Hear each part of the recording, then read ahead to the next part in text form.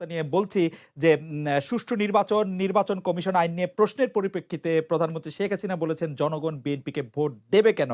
আমার প্রশ্ন স্যার, আপনি কি প্রধানমন্ত্রীর এই উত্তর বা প্রশ্নের উত্তরে প্রশ্নটি সমর্থন করেন কিনা? প্রধানমন্ত্রী দেশের জনগণের চাওয়া বা জনগণের ভাবনা বুঝতে পারেন কিনা? পারলে তা কিভাবে? যেমন প্রধানমন্ত্রীর সংবাদ সম্মেলনেই তো আমরা কোনো সাংবাদিককে দেখি না যিনি আসলে প্রধানমন্ত্রী বা সরকারের কোনো রকম কোনো সমালোচনা করেন। তাদেরকেই দাওয়াত দেওয়া হয় যারা সরকারকে আসলে সরকারের কাজকর্মকে একটু মানে সুনজরেই দেখেন। এমনকি প্রধানমন্ত্রী সরাসরি এইটি অনেকবার বলেছেন ডেইলি স্টার বা প্রথম আলোকে তিনি আসলে দাওয়াত দেওয়া হয় না বা ডেইলি স্টার বা প্রথম আলোকে তিনি পছন্দ করেন না।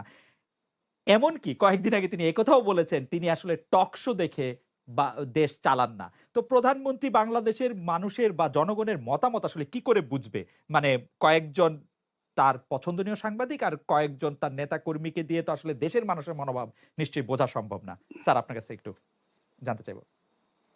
অনেক অনেক ধন্যবাদ খালেদ। জি, আ স্যার।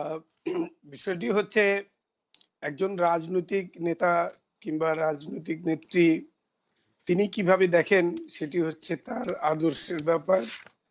আর একজন বুদ্ধিজীবী, একজন সাংবাদিক, একজন সাধারণ মানুষ দেশের রাজনীতিকে কিভাবে দেখে তাদের প্রত্যেকের আলাদা, আলাদা ব্যাপার।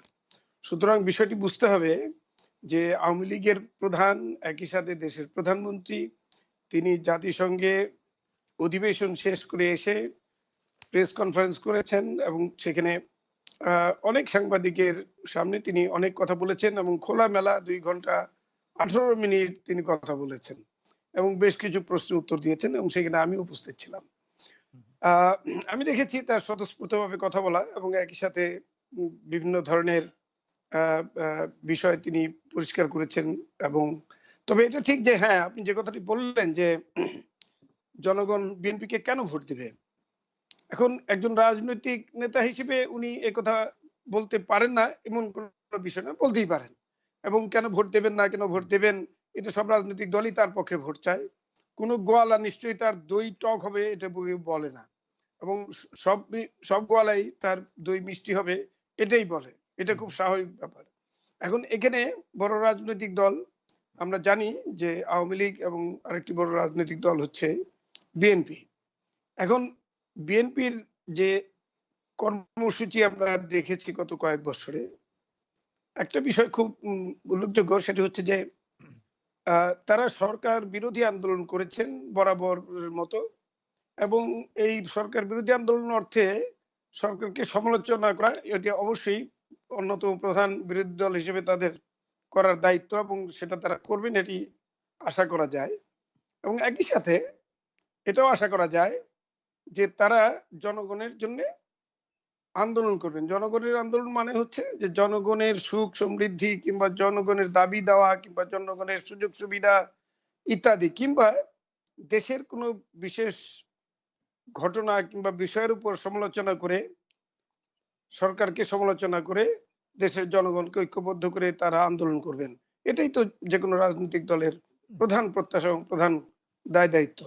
তো সেই দিক থেকে আমরা গত কয়েক বছরে বিএনপির খুব আন্দোলন দেখেছি বলে মনে হয় না। আর এছাড়াও সম্প্রতি স্যা যে স্যা স্যার করোনা আমরা যদি আমরা সংকট, আমরা আমরা যদি সে ব্যাপারটাকে কোভিড এভাবে কারণে স্যার আমরা যদি একটু স্যার আপনার একটু পেছনের কথায় আসি। সেই কথাটা হচ্ছে যে অবশ্যই একজন রাজনীতিবিদ কিভাবে কি প্রশ্নের জবাব দিবেন আমরা কেউ তা ঠিক করে দেওয়ার ব্যাপার না। কিন্তু যারা আমরা সাংবাদিক আছি, ওইখানে স্যার আপনিও ছিলেন। আপনি শুধু সাংবাদিকতার একজন শিক্ষকও নন। আপনি এখন একটি পত্রিকার দৈনিক পত্রিকার একটি সম্পাদকও বটেন। কিন্তু স্যার আমরা কি কোনো সাংবাদিককে দেখেছি প্রধানমন্ত্রীকে চ্যালেঞ্জ করতে যে আপনার এই বক্তব্যটা আমরা ঠিক মানতে পারলাম না বা আপনি এটা বুঝলেন কেমনে?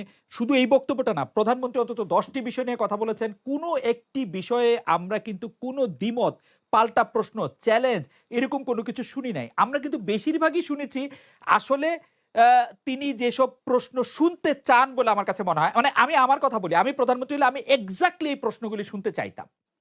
আপনার কি স্যার এরকম মনে হয় না যে আমরা মাননীয় প্রধানমন্ত্রীকে পাচ্ছি, আমাদের সেটা অনেক কিছু বলার ছিল, অনেক প্রশ্ন করার ছিল, তার অনেক কিছু আমরা করি নাই? আ আমার মনে হয় যে এর আগে যতগুলি আ এই ধরনের প্রেস কনফারেন্স দেখেছি, হু, হু। তার তুলনায় বোধহয় এই প্রেস কনফারেন্সে তুলনামূলকভাবে প্রশ্ন একটু তুলনামূলকভাবে বেটার ছিল। বেটার ছিল এই অর্থে যে অনেক ক্ষেত্রেই আমরা দেখেছি যে প্রধানমন্ত্রীকে তোষামোদ করে কিংবা প্রশস্তি গেয়ে প্রশংসা করে অনেক প্রশ্ন করেন অনেকেই হুম, সাংবাদিকরা। প্রশ্নের পরিবর্তে প্রশংসা করেন, এটি একটি প্রবণতা দেখা যায়। কিন্তু গত প্রেস কনফারেন্সটিতে আমরা দেখেছি যে অনেকেই অনেক ধরনের প্রশ্ন করেছেন। একেবারে যে করেন নাই তা কিন্তু না। যেমন আমি নাম ধরে বলতে পারি, যেমন ইশতিয়াক রেজা একটি প্রশ্ন করলেন এই সার্চ কমিটি নিয়ে, নির্বাচন কমিশনের সার্চ কমিটি হবে নাকি আইন হবে না কি হবে এটা নিয়ে। হুম, উনি খুব শেষের দিকে প্রশ্ন হুম, করছিলেন। যদিও প্রশ্নটির আলোচনায় গিয়েই প্রধানমন্ত্রী আরো ২-৩ জনের প্রশ্ন হুম, এ একই ধরনের ছিল। সেগুলিকে তিনি অ্যাড্রেস করতে যেয়ে কিন্তু তিনি কথাটা বলেছিলেন যে, হুম, বিএনপিকে কেন মানুষ ভোট দিবে? বিষয়টা এই জায়গায়। এখন হুম। কেন দিবে কিংবা দিবে না সেটা রাজনৈতিকভাবে তারা প্রতিহত করবেন। সেটা তো তারা মোকাবেলা করবেন। আমরা দেখতে চাই আসলে সুষ্ঠু রাজনীতি, সুষ্ঠু দেশ এই নির্বাচন হবে। সুষ্ঠু নির্বাচনে মানুষ ভোট দিবে। সুষ্ঠু নির্বাচনে অংশগ্রহণমূলক নির্বাচনে মানুষ এটা গ্রহণযোগ্য নির্বাচন বলে বিবেচনা করবে। আমরা এই জিনিসটা নিশ্চিত হতে চাই। নিশ্চিত আ আ করবেন এটা আমরা স্যা স্যার তাহলে আমরা একটু মনে ছো করি যে তা তা নিশ্চিত হবে। স্যার তাহলে একটু ছোট করে বলি যে সর্বশেষ যে ২ টা নির্বাচন ছিল ২০১৪ এবং ২০১৮ সেই ২ টা নির্বাচন ঠিক আপনাকে সন্তুষ্ট করে নাই? বা আপনি সেই ২ টা নির্বাচনকে ঠিক ভালো বলেন না? না, কথাটা শুধু ২ টা নির্বাচনের মধ্যে সীমাবদ্ধ রাখলে হবে না। বাংলাদেশে যতগুলো নির্বাচন হয়েছে কম বেশি আমি স্যার বলছি আমরা যদি শুধু এই ২ টাতেই একই থাকি, ধারায় স্যার হয়েছে। আমরা যদি ২০১৮ নির্বাচনটাতে থাকি, না ২০১৮ নির্বাচনটা না তো ভালো আমরা কেন ২ টা থাকবো? আমরা সবগুলি নির্বাচনের কথাই যদি বলি তো একই ধারায় তো হয়েছে। আ যে দল পাস সে করে তারা মনে করে সে যে সেই একটা প্রিভিলেজ, আর যারা পাস করে না তারা মনে করে এটা ঠিক হয়নি। ওকে স্যার ব্যাপারটা একই এরকম হয়ে যায় স্যার আরকি। একই ধারাও যদি হয় আপনি যেমন এই সংবাদ সম্মেলনটাকে বলতে পারলেন যে এটি মন্দের ভালো হয়েছে। ২০১৮ নির্বাচনটাকে কি স্যার আপনি ২০০৮ এর তুলনায় ২০০১ এর তুলনায় মন্দের ভালো বলবেন? বা মানে মন্দের না এখানে জনগণের অংশগ্রহণ সীমিত ছিল। এটা একটা বড় ধরনের ঘাটতি। ওকে। যেকোনো নির্বাচনে জনগণ যদি অংশগ্রহণ না করে, হুম, সেখানে সেই নির্বাচনকে অ্যা গ্রহণযোগ্য যেভাবেই হোক কিন্তু নির্বাচনটা যে খুব সুষ্ঠু হয়নি এটা তো বলা যায় যে হ্যাঁ, নির্বাচনটা ও প্রশ্নবিদ্ধ হয়েছে। যে নির্বাচনটা মানুষের আশা আকাঙ্খাকে স্যার পূর্ণ করেনি। আ স্যার আপনার এখন কাছে কি এই যে স্যার আপনার কাছে কি মনে হয় স্যার আপনি একটু সুগার কোট করছেন এটা বলে যে জনগণ যদি আমি অংশগ্রহণ না করে কিন্তু এটা কি আসলে জনগণ যদি অংশগ্রহণ করতে না পারে তাইলে হবে? মানে মানে ইটস ২ টা ২ না, জিনিস বিষয়টা মানে তা না। কিন্তু জনগণ অংশগ্রহণ করে না, দুটো ২ জিনিস। জি। অংশগ্রহণ করে নাই কেন? বিরোধী দল যদি বিরোধী দল নির্বাচনে অংশ না নেয়, হু, হু, তাহলে তো বেশিরভাগ মানুষ বুঝতেই পারে যে এটা তো যারা সরকারি দলের লোকজন তারা ভোট দিবে, নির্বাচন হয়ে যাবে। সুতরাং তারা পাস করবে।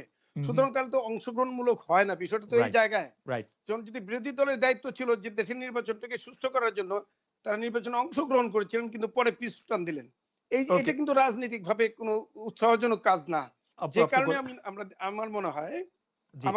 যে এখানে এখানে গণতান্ত্রিক ভ্যালু যদি মূল্যবোধ যদি ঠিক রাখতে হয়, তাহলে তাকে নির্বাচনে অংশগ্রহণ করতে হবে। জেতা হারা সেটা হলো শেষ কথা। কিন্তু অংশগ্রহণ না করে পিছুটান দিলে এটা কোনো স্পিরিট থাকলো না গণতন্ত্রের। ওকে। স্যার আমি আবার আবার আপনার কাছে আসবো। আমি একটু প্রফেসর আসিফ নজরুলের কাছে আসি যে প্রফেসর আসিফ নজরুল আপনি ১৭ আগস্ট আপনার একটি ফেসবুক স্ট্যাটাসে লিখলেন, "সুষ্ঠু নির্বাচন হলে কাবুল বিমানবন্দর ধরনের দৃশ্য বাংলাদেশেও হতে পারে।" আপনি বিশিষ্ট সাংবাদিক, জি। লেখক, অধ্যাপক তো বটেনই। আপনি এখানে একটু বলবেন যে এই উপমিত এবং আপনার এই স্ট্যাটাসটা আপনার কি মনোভাব আসলে তুলে ধরে? আমি একটু প্রশ্নটা অন্যভাবে করি যে বা আপনার যে সর্বশেষ প্রথমত আপনি যে কলাম লিখেছেন এই বিএনপিকে কে ভোট দেবে এটা প্রসঙ্গে যে আপনার কথা থেকে উদ্ধৃত করলে এরকম দেখা যায় যে জনগণ সংখ্যাগরিষ্ঠ মানে সংখ্যাগরিষ্ঠ জনগণের আসলে কি ভাবছে, কাকে তারা ক্ষমতায় দেখতে চায় তা বোঝার একমাত্র মাধ্যম হচ্ছে অবাধ ও সুষ্ঠু নির্বাচন। তার মানে জনগণের মতামত প্রফেসর আসিফ নজরুল আপনিও জানেন না। আপনি যেহেতু জানেন না তাহলে সুষ্ঠু নির্বাচন হলে কাবুল বিমানবন্দরের দৃশ্যের সঙ্গে বাংলাদেশের তুলনায় আপনার মাথায় কেন এলো? সুষ্ঠু নির্বাচনের সংজ্ঞা আপনার কাছে কি? আপনার কাছে কি সুষ্ঠু নির্বাচন মানেই আওয়ামী লীগের হেরে যাওয়া এবং বহু লোকের বাংলাদেশ থেকে কাবুল বিমানবন্দরের মতো করে চলে যাওয়া কিনা? ধন্যবাদ আপনাকে প্রশ্নটা করার জন্য। খুবই ব্রিলিয়ান্ট প্রশ্ন। দেখেন আমি তো বাংলাদেশের রাজনীতির একজন কিন অবজার্ভার, রাইট? হুম, এটা তো কেউ অস্বীকার করতে পারবে না। হুম, আমি ১৯৮৫ সন থেকে সাংবাদিকতা করি। আমি শেখ হাসিনা, খালেদা জিয়া, এরশাদ বাংলাদেশে কোনো নেতা-নেত্রী নাই যাদের আমি ইন্টারভিউ নেইনি। আমি হুম, যখন ছাত্র তখন আমি বিচিত্রা কভার স্টোরি করতাম। এটা তো একটু ইন্ডিকেট করে যে আমার একটা পলিটিক্যাল ম্যাচুরিটি আছে, ঠিক না? হুম, নাহলে আমি হুম, ছাত্র অবস্থাতে বিচিত্রা মতো পত্রিকায় কভার স্টোরি করতাম কেন? তো এখন আমার কাছে মনে হয়েছে বাংলাদেশের রাজনীতিতে কে হারবে কে জিতবে এখানে অনেক বড় একটা ফ্যাক্টর হচ্ছে অ্যান্টি এনকামবেন্সি। যারা ক্ষমতায় থাকে ৪ বছর ৫ বছর, যেহেতু সবাই অত্যাচার করে দুর্নীতি করে, তাদের প্রতি মানুষ প্রচন্ড ক্ষিপ্ত হয়ে যায়। ক্ষিপ্ত হয়ে গিয়ে তাদেরকে ক্ষমতা থেকে সরিয়ে ফেলে। আমরা কেয়ারটেকার গভর্নমেন্টের আমলগুলোতে যখন ফেয়ার ইলেকশন দেখতাম, যখন দলীয় সরকারের অধীনে নির্বাচন হয় নাই, প্রত্যেকবার দেখা গেছে ক্ষমতাসীন রাজনৈতিক দল যারা ছিল তারা পরাজিত হয়েছে because of anti incumbency factor. এটা শুধু বাংলাদেশ না, পৃথিবীর বহু দেশে কাজ করে। এখন আমি যে ধারণা করি বা আমি যে মনে করি আগামী নির্বাচন হলে, আমি কিন্তু আমার স্ট্যাটাসের উত্তরে যাচ্ছি না, কারণ অনেক অনেক বেশি কন্ট্রোভার্সি তৈরি করবে। আমি শুধু বলতে চাচ্ছি কি, আমার যদি আপনি অ্যান্টিসিপেশন করেন, তাহলে আমার মনে হয় যে সামনে নির্বাচনে অ্যান্টি ইনকামবেন্সি অনেক বেশি কাজ করার কথা। বিকজ আওয়ামী লীগ ৩ টার্ম ধরে ক্ষমতা আছে, তাহলে অ্যান্টি ইনকামবেন্সি নরমাল যতটুকু থাকে তার ৩ গুণ থাকার কথা, ১ নাম্বার। ২ নাম্বার হচ্ছে গত কয়েক বছরে এই যে আপনার বিচার বহির্ভূত হত্যাকাণ্ড বলেন, একতরফা শাসন বলেন, একদলীয় শাসন বলেন, রাষ্ট্রকে করায়ত্ত করা বলেন, যেহেতু তারা প্রায় ১৩-১৪ বছর যাবত আছে, এটা আরো অনেক বেশি হয়েছে। ঠিক আছে? আবার হয়েছে কি, গত নির্বাচনে ভোট দিতে না পেরে, এই যেমন গোলাম রহমান স্যার অনেক কিছু বলেছেন, কিন্তু রাতের বেলা ভোট হয়ে গেছে, জনগণ তো ভোট দিতে পারে নাই, ভোট কিন্তু দেখেছে ভোট হয়ে গেছে, বহু বহু বহু আপনার অবজারভেশন এটা আসছে। না কিন্তু এবং প্রফেসর বিবিসির প্রফেসর আসিফ অবজারভেশন নজরুল, যখন আসছে। প্রফেসর আসিফ নজরুল, জি আমি যদি জি একটু জি আপনার এন্টি ইনকামবেন্সিতে একটু থাকতে চাই। এন্টি ইনকামবেন্সি থিওরি জি তো আসলে ভারতের ক্ষেত্রে খাটে নাই। আমি যে দেশে থাকতেছি সেই জার্মানিতে জি একজন ক্ষমতায় ছিলেন ১৬ বছর ধরে। এরকম বহু দেশ আছে যেখানে জি আসলে এন্টি ইনকামবেন্সি জি খাটেও না, বরং উল্টাটা জি ঘটে। জি আ আ জি আমেরিকাতে একটা জি টার্ম প্রেসিডেন্ট শিওর হলে পরপর ২ টার্ম প্রেসিডেন্ট হওয়াটাই দস্তুর। অনেকদিন পরে জি ডোনাল্ড ট্রাম্প শিওর আসলে দ্বিতীয়বার শিওর নির্বাচিত হইতে পারেন শিওর নাই। তো এই শিওর এন্টি ইনকামবেন্সি থিওরি তো আসলে সবসময় খাটে না। আমার প্রশ্নটা আ আ প্রফেসর শিওর নজরুল, আপনি যদি একটু অন্যভাবে না নেন, আপনার এই স্ট্যাটাসটা কি জি আপনার মানে পলিটিক্যাল ম্যাচুরিটির প্রকাশ, নাকি আপনার উইশফুল থিংকিং? আপনি চান আওয়ামী লীগ ক্ষমতা থেকে চলে যাক, বা আপনার মতো করে সুষ্ঠু নো নির্বাচনের এক ধরনের নো মানে কি বলবো? নো এক নো ধরনের সুষ্ঠু আচ্ছা নির্বাচন আপনার আমি মতে এরকম, যাতে আচ্ছা আওয়ামী লীগ ফাইন চলে গেলে আপনি এটা সুষ্ঠু নির্বাচন হলো? আমি আপনি একটু ব্যাখ্যা করি। প্রথমে জি, অ্যান্টি ইনকামবেন্সি ব্যাখ্যা করি। জি। অ্যান্টি ইনকামবেন্সি আপনার যদি বাংলাদেশের কনটেক্সট এ দেখেন, হুম, বাংলাদেশ সবসময় হয়েছে। বাংলাদেশের কনটেক্সট আমার জন্য বেশি ইম্পোর্টেন্ট। আর সেকেন্ড হচ্ছে অ্যান্টি ইনকামবেন্সি যে হয় না, আপনি তো নিজেই বললেন যে আমেরিকায় ২ টার্মের পর চলে যায়। তো হুম, বাংলাদেশে তো ৩ টার্ম হয়ে যাচ্ছে। হুম, তো আমেরিকায় তো ২ টার্মের পর আপনি দেখবেন রিপাবলিকান পার্টি বা ডেমোক্রেটিক পার্টি ২ টার্মের বেশি থাকা ভেরি টাফ, হুম, ভেরি হুম, রেয়ার। হুম, সারা পৃথিবীতে ২ টার্ম হয়তো, আপনি মার্কেলেরটা তো এক্সেপশনাল ঘটনা। আর সবচেয়ে ইম্পর্টেন্ট কথা হচ্ছে, আপনি কি লাস্ট নির্বাচনে ইলেক্টেড হয়ে আসছেন? এখন হুম, আপনি যদি বলেন যে আমার ভিতর কেন ক্ষোভ বা অসন্তুষ্টি, আমি বাংলাদেশের ইতিহাসে সবচেয়ে জঘন্য ২ টা ইলেকশন দেখেছি, ২০১৪ সনে, ১৮ সনে। ১৮ সনের নির্বাচনে কি হয়েছে? আপনি বোধহয় দেশে ছিলেন। আপনি মানে রাইট। আপনি দেখেন প্রধান নির্বাচন কমিশনার সহ অন্যান্য নির্বাচন কমিশনাররা যখন বলেন যে আর রাতের নির্বাচন করা হবে না বা রাতের নির্বাচন আমরা করতে দিব না, তারাও স্বীকার করে দেন রাতের নির্বাচন হয়েছে। ফলে এত ক্ষোভ মানুষের, এটার সাথে আপনি কি ভারতে কি ২০১৮ সনের নির্বাচন হয়েছে? ভারতে কি ২০১৪ সনের নির্বাচন হয়েছে? ওইভাবে যদি মোদি থাকতো তো ওইখানেও অ্যান্টি ইনকামবেন্সি অনেক বেশি হয়ে যেত। এবং আপনি এখন দেখেন, ভারতে তো মোটামুটি ফ্রি এবং ফেয়ার ইলেকশন হয়। আপনি কি অ্যান্টি ইনকামবেন্সি ভারতে দেখতে পাচ্ছেন না? শুধু কি আমরা সেন্ট্রাল ইলেকশন দেখবো? হুম, আপনি রাজ্য সরকারগুলোর ইলেকশনে দেখতে পাচ্ছেন না? অনেক জায়গায় আমরা হুম, দেখতে পাচ্ছি এটার প্রকাশ। আরেকটা কথা হচ্ছে কি, আমি কি চাই? আমি আপনাকে অত্যন্ত ফ্র্যাঙ্কলি বলি, ২০১৮ সনে ৩য় মাত্রাতে নির্বাচনের ২ সপ্তাহ আগে আমি টক শো করেছিলাম। রেকর্ড আছে, আমি চ্যালেঞ্জ করছি। সেখানে আমি বলেছিলাম যে আমি চাই, আমার ব্যক্তিগত আকাঙ্ক্ষা ২০১৮ সনে যেন সুষ্ঠু নির্বাচন হয়ে আওয়ামী লীগ জিতে আসে। কারণ আমি চেয়েছিলাম উন্নয়নের ধারাবাহিকতা থাকুক জনগণের ম্যান্ডেট নিয়ে। আমি বলেছিলাম আমার সেকেন্ড চয়েস হচ্ছে জনগণের ভোট নিয়ে যেন বিএনপি জিতে আসে। আমি বলেছিলাম আমার ওয়ার্ডস চয়েস, যেটা আমি কোনোভাবেই চাই না, সেটা হচ্ছে কারচুপি করে আওয়ামী লীগ বা বিএনপি জিতে আসুক। এটা হচ্ছে আমি কোনোভাবেই চাই না। হুম, হুম। যেহেতু আমার ওয়ার্ডস চয়েস, যেটা আমি কোনোভাবেই চাই না, হয়েছে, সভাপতি আমি প্রচন্ডভাবে চাই ফ্রি অ্যান্ড ফেয়ার ইলেকশন হোক। আমি আবার আপনাকে বলি, ফ্রি এবং ফেয়ার ইলেকশন হয়ে যদি আওয়ামী লীগ ইলেক্টেড হয়ে আসে সামনের ইলেকশনে, না, অবশ্যই বাংলাদেশের জন্য না, সেটা ভালো প্রফেসর হবে। আসিফ নজরুল, এটি আপনি কিন্তু আসলে যদি তারা আবারও প্রফেসর আসিফ কারচুপি নজরুল, করে। এটি আসলে আপনি অনেকবার জি বলেছেন। আপনি তৃতীয় মাত্রায় জি বলেছেন। আমার মনে জি আছে ইন্ডিপেন্ডেন্ট টেলিভিশন আজকের বাংলাদেশেও আপনি কাছাকাছি কথা বলেছেন। আমার সাথে ব্যক্তিগত আলাপচারিতাও আপনি জি এই কথা বলেছেন। জি কিন্তু সেইটি জি অনেকটা সমান্তরাল রেখা অসীম বিন্দুতে গিয়ে মিলিত হওয়ার মতো কিনা, যে কারণ আপনি জানেন যে সুষ্ঠু নির্বাচন হলে আওয়ামী লীগ নির্বাচন আসবে না। সুতরাং আপনার চাওয়াটা হচ্ছে সুষ্ঠু আপনি নির্বাচন। কিভাবে জানেন? তাহলে আপনি কিভাবে জানেন? না, সে না, আচ্ছা আমি আপনাকে বলি। জি, আচ্ছা লেটস বি ভেরি ফ্র্যাঙ্ক। আমি রাইট। বিশ্বাস করি যদি সুষ্ঠু নির্বাচন হয় তাহলে হুম, আওয়ামী লীগ সামনের নির্বাচনে পরাজিত হবে। আমার বিশ্বাসটা ভুল হইতে পারে। হুম, এখন আমার বিশ্বাস কারেক্ট কি ইনকারেক্ট এটা ম্যাটার করে না। সবচেয়ে বেশি ম্যাটার করে আমাদের সংবিধান, হুম, আমাদের দেশের আইন, আমাদের দেশের গণতন্ত্রের আকাঙ্ক্ষা, আমাদের স্বাধীনতার চেতনা। সেখানে বলা হয়েছে জনগণের ভোটাধিকার সবচেয়ে ইম্পর্টেন্ট। আপনি আর্টিকেল 7 দেখেন, সবচেয়ে ইম্পর্টেন্ট। বঙ্গবন্ধুর আপনি দেখেন, আমার আর্টিকেলে আমি লিখেছি, বঙ্গবন্ধু আপনার 73 সনে বলছেন যে যে জিতে আসবে সে ক্ষমতায় থাকবে। আপনি দেশের সংবিধানকে লঙ্ঘন করতে পারবেন না, সেটা হচ্ছে আমার মূল কথা। আরেকটা কথা কি জানেন, আমি আজকে আপনাকে বলে দেই, 2018 সনে যদি সুষ্ঠু নির্বাচন হতো, আমি মনে করি বিএনপি জিততো। 2014 সনে জিতে তো আওয়ামী লীগ তো চিরতরে ক্ষমতাহীন থাকতো না। 2014 সনে বিএনপি আসলে 2018-তে আবার আওয়ামী লীগ আসতো, একবার চেঞ্জ হতো। আমি এই তত্ত্বাবধায়ক সরকার ধারাবাহিকতা এটাই দেখেছি। এখন আপনি আমাকে জিজ্ঞেস করতে পারেন, খালেদ আমি একটু প্লিজ বলি ভাই, আমি কেন এটা চাই? আমি কেন এটা চাই? কারণ আওয়ামী লীগ এবং বিএনপি দুই দলই হচ্ছে অত্যাচারী, এবং দুই দলই আপনার দলীয়করণ করে, দুর্নীতি করে। যখন 5 বছর ক্ষমতা চেঞ্জ হয়, তখন তাদের মধ্যে একটা ফিয়ার কাজ করে, ওরে বাবারে 5 বছর পর অন্য দল ক্ষমতা আসবে, আমার বিচার হতে পারে। এই জন্য একটা ভয় থাকে, দেখি তো ভয় থাকে যেহেতু, তাই জন্য তারা সীমিত কুশাসন করে, একটু রেখে ঢেকে করে। শুধুমাত্র এই কারণে আমি এটা চাই, না হলে তারা অসীম একটা নৈরাজ্যবাদী এবং অসীম কর্তৃত্ব দেখা, অসীম অন্যায় করে। আজকে যদি বিএনপি এইভাবে ক্ষমতা থাকতো, অবশ্যই বিএনপি অসীম অন্যায় করতো। এই জন্য আমি চাই 5 বছর পর ক্ষমতা চেঞ্জ হয়, ফ্রি এন্ড ফেয়ার ইলেকশন হোক। আপনাকে ধন্যবাদ প্রফেসর আসিফ নজরুল। আমরা প্রফেসর গোলাম রহমানের কাছে যাওয়ার আগে একটু দর্শকদের মতামতের একটু জায়গায় দর্শকদের আমরা প্রশ্ন করেছিলাম যে, প্রিয় দর্শক, বাংলাদেশের প্রধানমন্ত্রী শেখ হাসিনা বলেছেন আওয়ামী লীগ ছাড়া অন্য রাজনৈতিক দলগুলোকে জনগণ এখন কেন ভোট দেবে, আপনি তার সাথে একমত কিনা? 37,000 মানুষ ভোট দিয়েছেন, হ্যাঁ বলেছেন শতকরা 12 ভাগ, না বলেছেন শতকরা 88 ভাগ, অর্থাৎ শতকরা 88 ভাগ মনে করেন যে জনগণ কেন ভোট দেবে শেখ হাসিনার এই বক্তব্যের সাথে তারা একমত নন। তাদের ভোট দেওয়ার নিশ্চয়ই অনেক কারণ রয়েছে। 37,000 ইউনিক ইউজারদের মধ্যে তাদের এরকম মতামত। প্রফেসর গোলাম রহমান, আমি আবারও বলি, খালেদ আপনি কি, খালেদ এক মিনিট, খালেদ আপনার অনুষ্ঠানে আপনি যে জরিপগুলা করেন, সেখান থেকে আপনি ইন্ডিকেশন পান না যে সামনে নির্বাচন হলে আওয়ামী লীগের পরাজিত হওয়ার সম্ভাবনা বেশি? স্যার, এই জরিপটার ক্ষেত্রে আমি আসলে বলতে চাই যে এই জরিপ আসলে এই ইন্ডিকেটই করে, কিন্তু সেই জরিপের মধ্যে আসলে বাংলাদেশের মানুষের প্রতিনিধিত্ব বা অংশগ্রহণ আসলে সব মহল করে কিনা সেইটা আসলে একটু প্রশ্নের ব্যাপার রয়ে যায়। কিন্তু যদি আপনি জরিপের প্রশ্নগুলি, জি, জরিপের প্রশ্ন উত্তরগুলি যদি আপনি ধরেন, তাহলে এরকম মনে হতে পারে।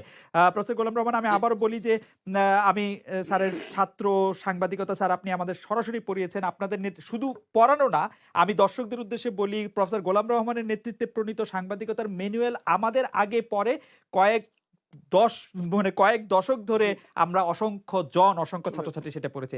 স্যার, আপনি আমাদের একটু বলবেন যে প্রধানমন্ত্রীর সংবাদ সম্মেলনের সংবাদ মূল্য আসলে কি? মানে আমরা যদি নিউজ ভ্যালুর কথা বলি, কেন এত উপচে পড়া ভিড় থাকে সেখানে, মানে 2 জায়গায় বসাইতে হয়, তার কি কথা মানে রিপোর্ট করার জন্য? এই ধরনের সংবাদ সম্মেলনে আমরা কি জানতে পারি যেটার মধ্যে আমরা আগে জানতাম না, বা যেটা প্রেডিক্টেবল না, বা যে কি চ্যালেঞ্জের মধ্যে?